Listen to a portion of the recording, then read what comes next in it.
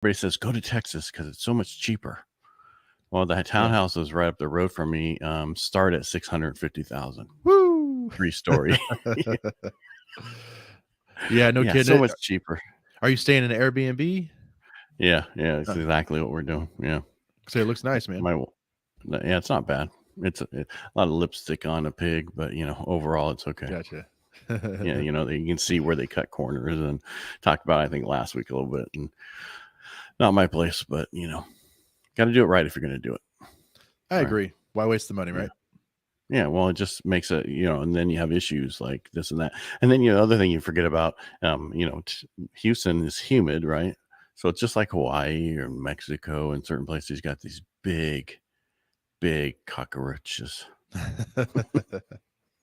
Are they like the water beetle ones? They're just big. I mean, they're about that big. Yeah. I saw one the other day. Yeah, I saw it on the outside of the house last night when I was throwing trash. I was like, oh, it's just like Mexico when I used to go to there. Yeah. Pull up to a house and they're all over the house. Yeah. Yeah, they're not the little ones that'll come over on the ship, brown ones or whatever they're called. But anyway, let's talk about some good stuff, not some negative stuff. Okay. Well, a little bit more negative stuff. Last week, the PPI Producer Price Index came in, and it came in a little bit hotter than they expected by about 0.3%, which doesn't seem that bad. But and year over year, I mean, March of 2022 was 11.6%. So if you look at the inflation decline or I should say, went up, revised 6.5 to 6%, the lowest level since March of 2021. But especially off the peak of March of 2022, big numbers is just this is what's going to happen. I knew this was going to happen. CPI and PPI, I knew that week was going to come out because we've had so many revisions downward and downward and downward. Everybody's getting all excited. Well, when the numbers came out last week for the retail sales in January was up, I was like, that's probably all the stuff that didn't sell in December being discounted. Yeah. And then that's why they had really good sales in January. Well, let's see what happens in February. So let's give it till next month. I'm still looking at May and June being a big drop in inflation. So just opportunities right here, right now. Don't worry about a bubble. The only bubble that's going to burst is the opportunity bubble. Yeah, and that's true. That's what's happening. Well, that kind of ties into what we were talking about as far as like inventory, right? Like the reason you've always said there's not a bubble is because there's still a lack of inventory, and we're definitely seeing that. Daily. There's, maybe one or two new listings, like in the price point I'm looking at right now, that are coming up. There's not a lot of inventory. Some of the stuff that's been on there's been on there for a while, and that's because either it's not the most desirable neighborhood, or there's some, it's fallen out of contract, it's back on the market. Right. Well, and I didn't even bring this up, but housing starts came in last week, right? And if you look at housing starts, we're down 4.5% at a 1.3 million unit of analyzed pace. I just want you to remember 1.3, right? So if you look at overall starts are down 21% year over year, where everybody thought, we don't need all these houses. We don't need these single family homes. Well, single family homes themselves were down. They're only at an 840,000 unit pace. So that means all the other stuff is multifamily. So if you look at that, that's down 27% year over year. Housing permits are down, right? Same thing, same issues. All right. Housing completions are up. Where's the one I'm looking for? Bear with me here. I don't want to go through the whole thing, but permits are future supply, and we're at a 1.34 million units compared to 1.9 million in foundation. So this is what I jumped over.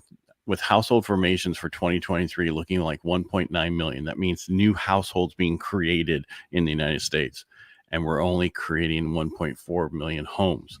That means I can't count today, 500,000 homes short that gets added to that 4.5 we've been talking about for years. Now we're at 5 million homes short, and it's not going to get changed anytime soon. So that's our issue.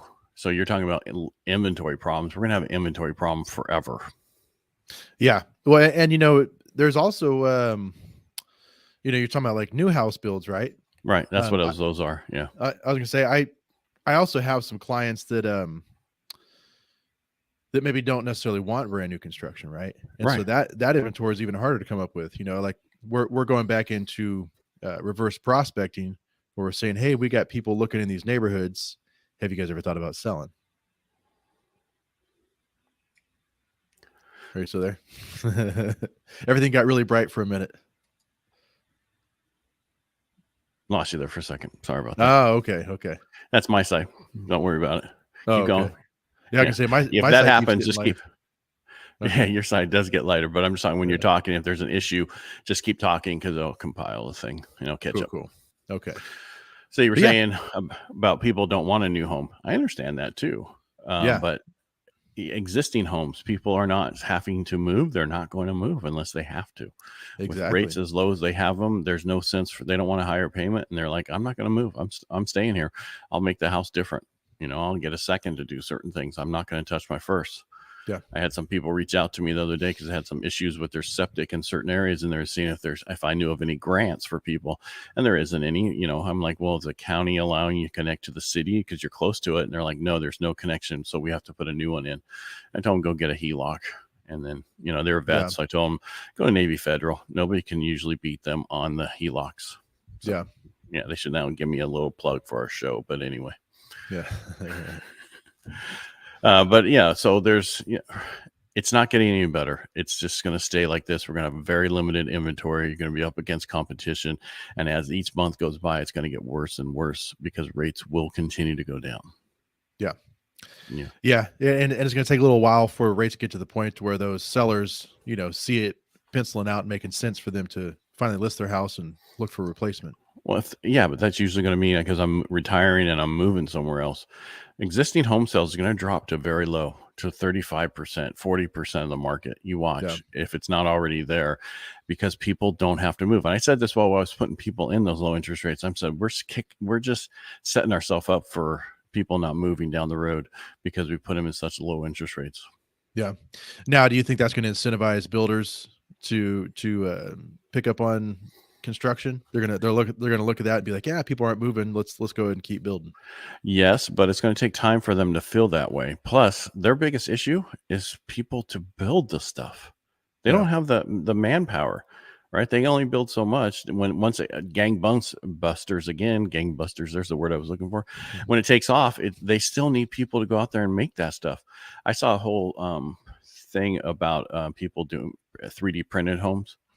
Right. Yeah. Just the other day I saw it, and that's what they're doing in this whole housing tracks, all 3D printed homes.